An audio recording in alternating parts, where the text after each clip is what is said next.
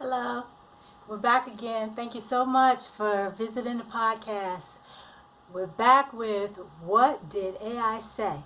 Let's talk about the question that we asked, and remember that we are just checking with Chatgpt and Deepseek. So, the question was, what country is considered to have the smartest population? That's a good one. What country is considered to have the smartest population? Okay, so let's start with AI Chat GPT and let's see what it had to say. The idea of the smartest population depends on how intelligence is measured. Okay, there's no single definitive answer, but here are a few perspectives often used. 1. IQ scores. Countries like Singapore, Hong Kong, South Korea, Japan, and Taiwan consistently top average IQ ratings. For example, Singapore and Hong Kong often have average IQs estimated around 105 to 108. Next is number 2, education performance. Based on international assessments like the PISA, which is a program for international student assessment, countries with top performing students in math, reading, and science include Singapore, Japan, South Korea, Finland, and Estonia. Number 3, innovation and research. If intelligence is linked to innovation and scientific output, countries like the United States, Germany, South Korea, Switzerland lead in patents, Nobel Prizes, and research publications. Summary. Singapore is often cited as having the smartest population when considering a combination of high IQ scores, academic achievement, and education quality. And that's that. They do ask a question, but we won't get into that. So I thought that was pretty decent. That sounds about right. So let's check out what Deepseek had to say about, again, what country is considered to have the smartest population. Okay, here we go. Determining which country has the smartest population depends on how you measure intelligence or cognitive ability. Common metrics include IQ scores, educational attainment, Nobel Prizes, scientific research output, and standardized test scores like the PISA, the Program for International Student Assessment. Here are some key contenders. Number 1, highest average IQ scores. According to IQ scores, the Intelligence of Nations, the countries with the highest average IQ are Japan and Taiwan. They have a 106. Singapore, Hong Kong, China, South Korea have 104 to 105. And then Finland, Estonia, and Switzerland have 101. These rankings are based on standardized IQ tests, but critics argue that cultural biases and test methodologies can affect results. Okay. Number 2, PISA education rankings. The PISA test measures 15-year-olds in math, science, and reading. So the top performers of 2022 were Singapore, first in all categories, Macau, China, Japan, South Korea, Hong Kong, China, Taiwan, China, Estonia, Canada, Finland, top Western nations. Okay, so number 3 is Nobel Prizes per capita. If we consider Nobel Prizes per capita a proxy for high intellectual achievement, Switzerland, Sweden, Israel, Denmark, Austria lead.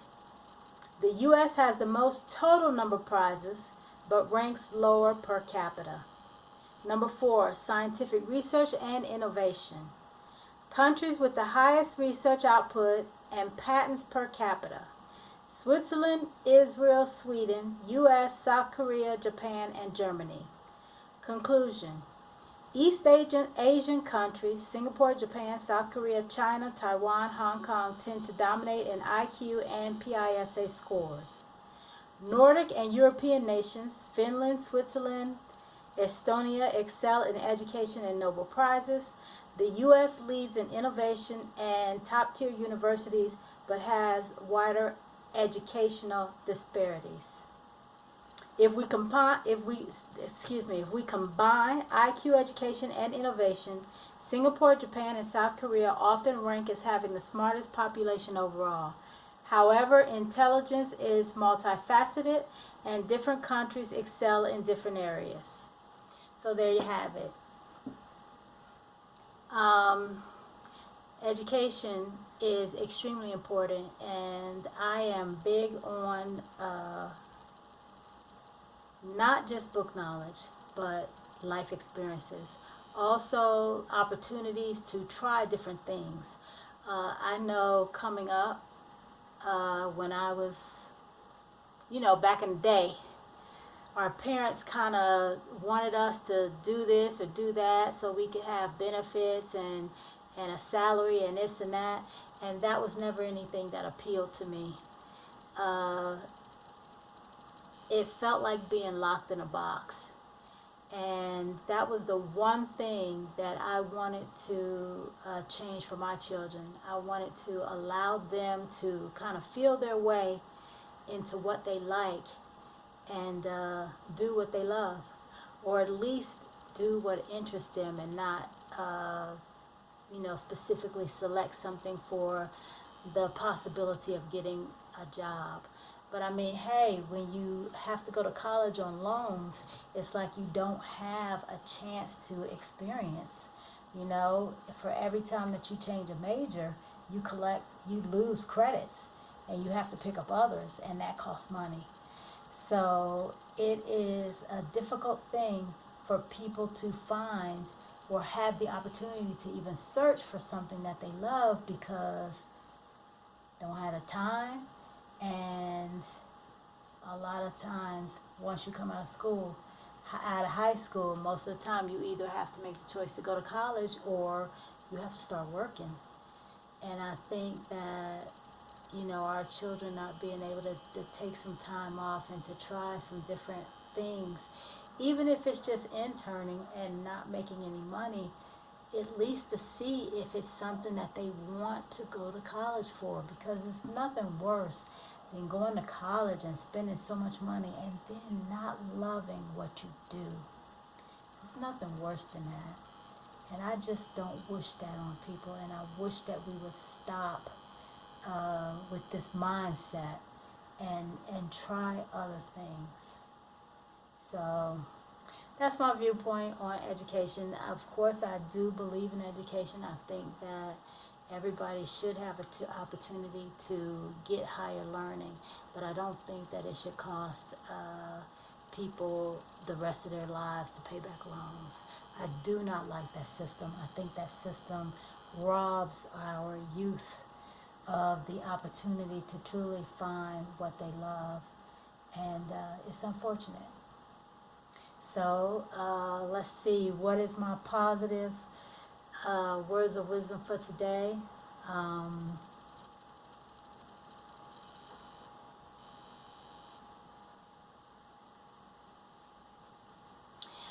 You are the people you surround yourself with,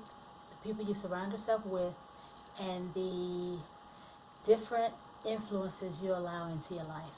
So watch what you know. Be cautious of what you watch. Be cautious of what you listen to, music-wise. Be cautious of books you read and those type of things, and make sure that what you're putting in is what you want.